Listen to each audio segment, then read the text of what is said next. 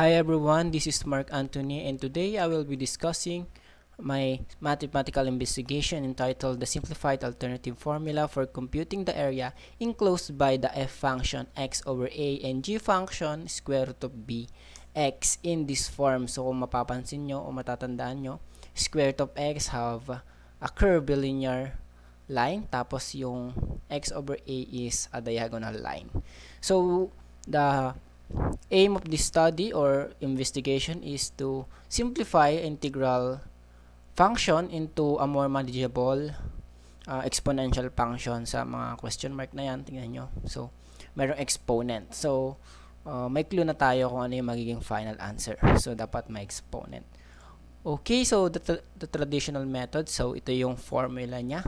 So, if R is defined by C to D and f function to g function, where f function and g function are continuous on C and D, then the R or area is given by this formula. So i-discuss natin kung ano yung mga parts niya.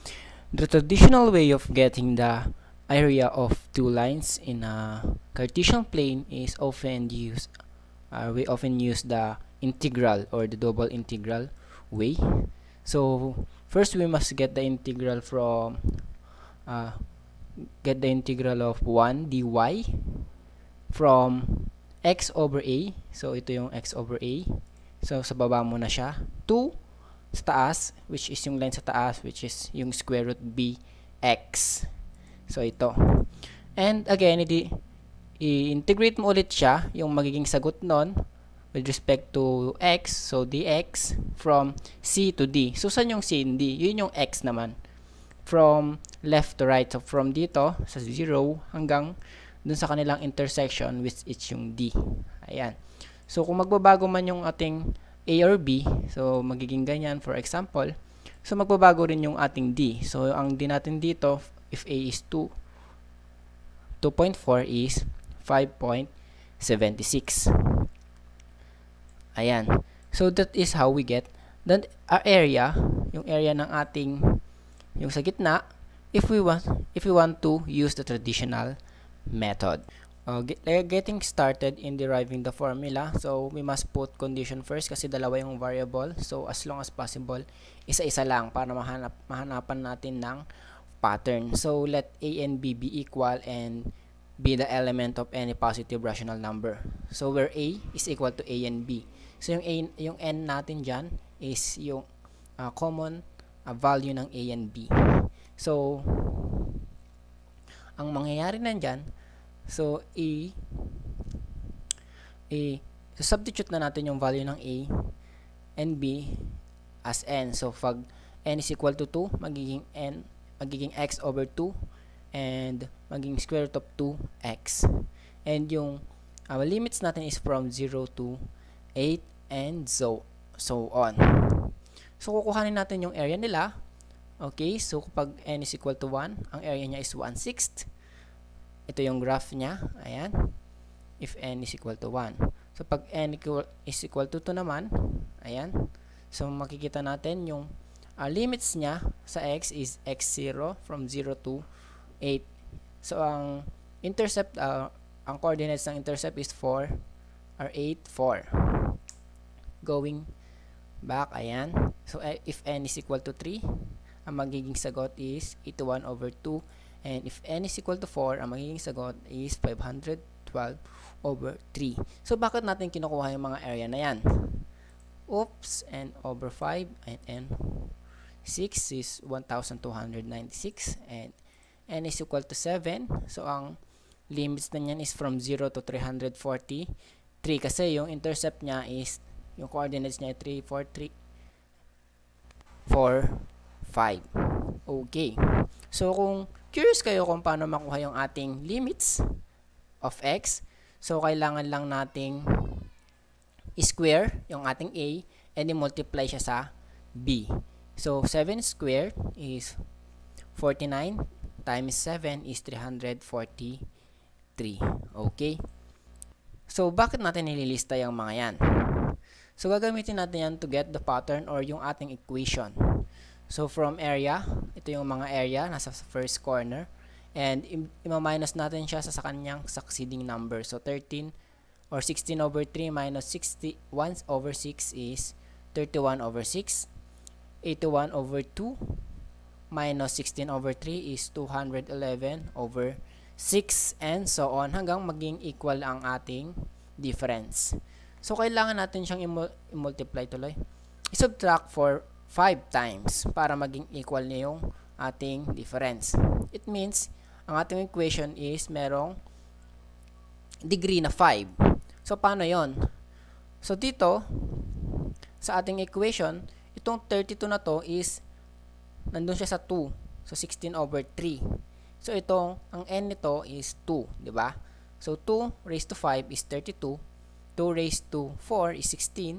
2 raised to 3 is 8. 2 raised to 2 is 4. 2 raised to 1 is 2. And 2 raised to 1 is 1.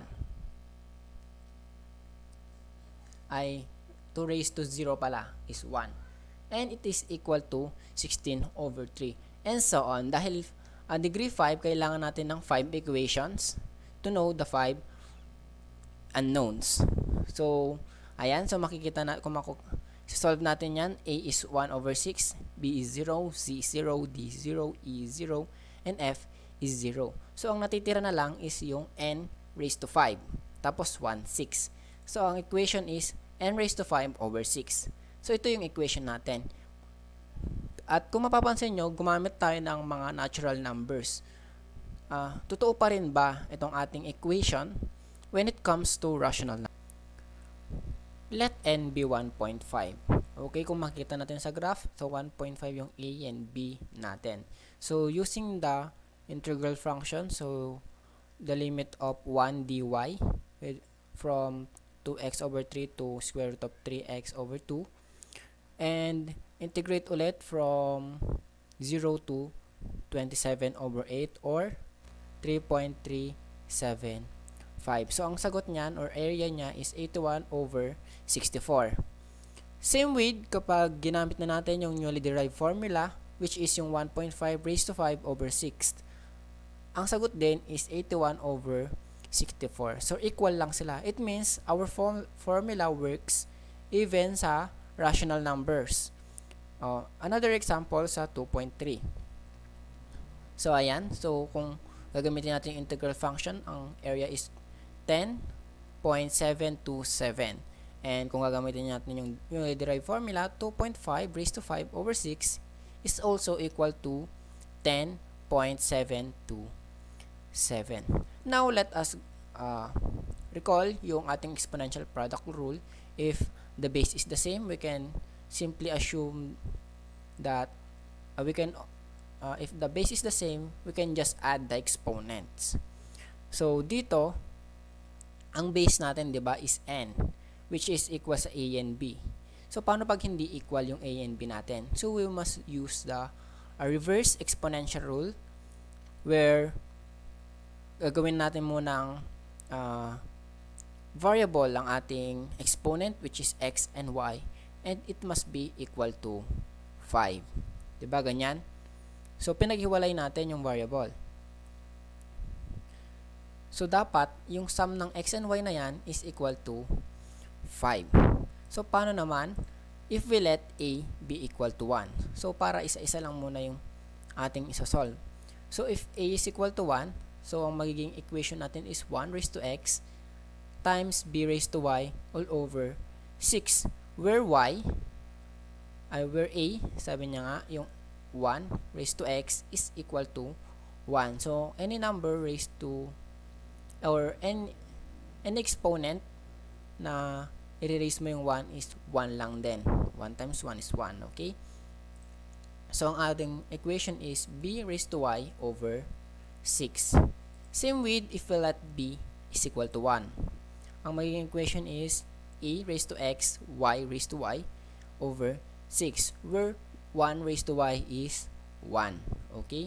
So, any number multiplied by 1 is the number itself. So, magiging a is equal to a raised to x over 6. So, yan na dapat yon kung a is 1 or b is 1. So, let's try. Let A be 1. So, kailangan nating malaman yung value ng x and y doon, yung kanilang exponent. So, in this illustration, so A is equal to 1 and B is equal to 2. Okay, using the integral. So, from x to square root of 2x and from 0 to 2. Yung limits niya 0 hanggang 2. Ang sagot or area niya is 2 over 3. If B is equal to 3, so limits 0 to 3 is 3 over 2 or 1.5. If B is equal to 4, ang sagot is 8 over 3. And if B is equal to 5, ang sagot is 25 over 6. Now, let us look for the pattern. So, kung nakuha na natin yung mga sagot na yan, so, now using the same method, so pag pinag-subtract natin yung succeeding terms, 2 over 3 minus 1 over 6 is 1 half.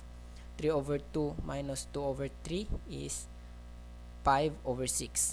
And so on. So, we only need to subtract succeeding terms twice to get equal difference. So, meron siyang, ang ating equation ay may degree of 2. So, using 3 equation and 3 unknowns, we know that A is equal to 1 over 6, B is 0, and C is 0.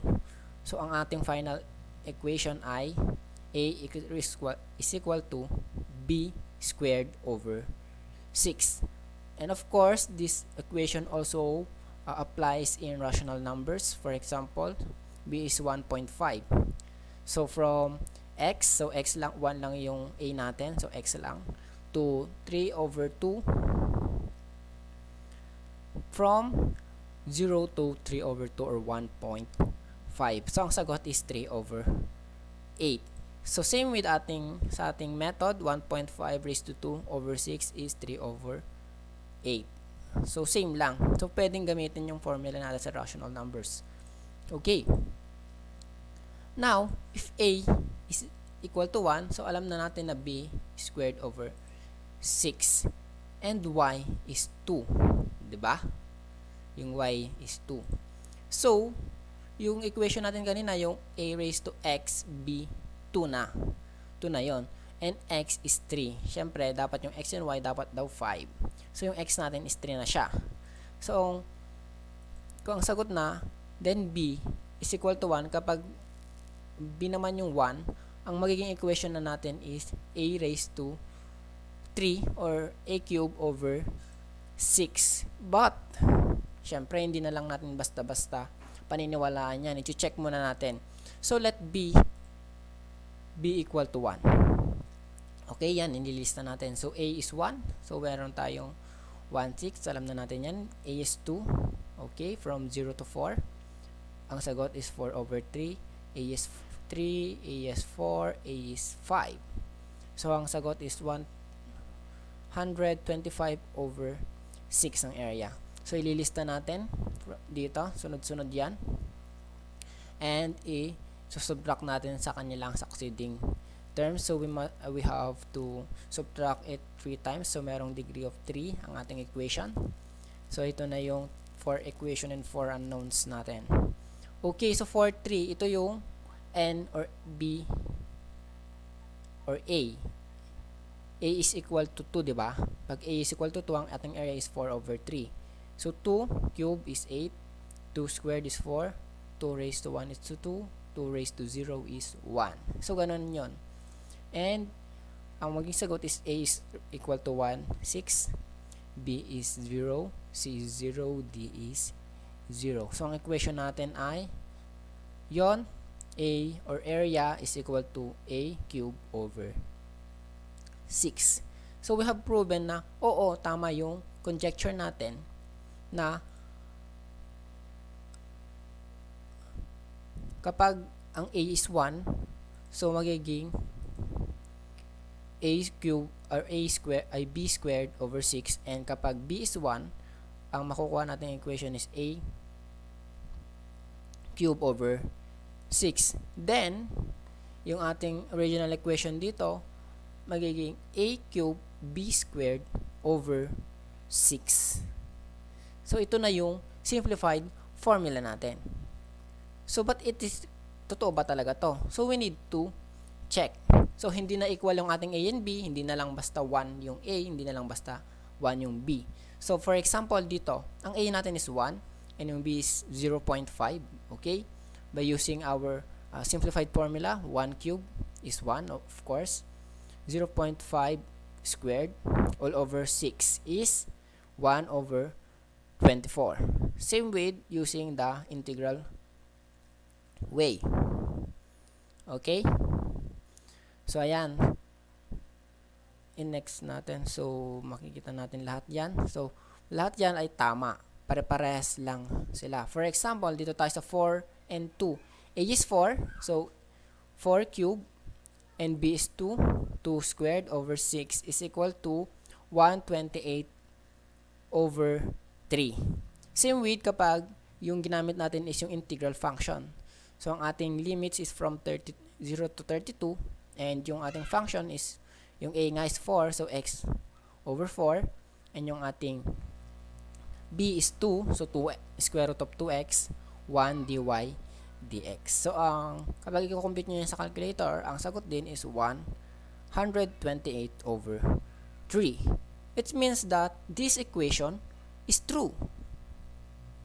Okay?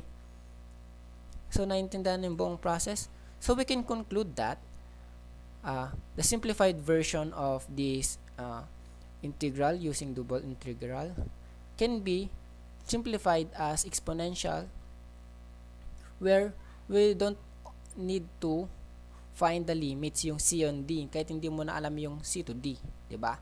So, A and B na lang yung alam mo. Pwede na to. So, therefore, the simplified alternative formula in computing for area enclosed by the line f function x over a and curve g function square root of bx is a cubed b squared over 6, where a and b is any positive rational number. Okay, thank you for listening. This is Mark Anthony. Goodbye.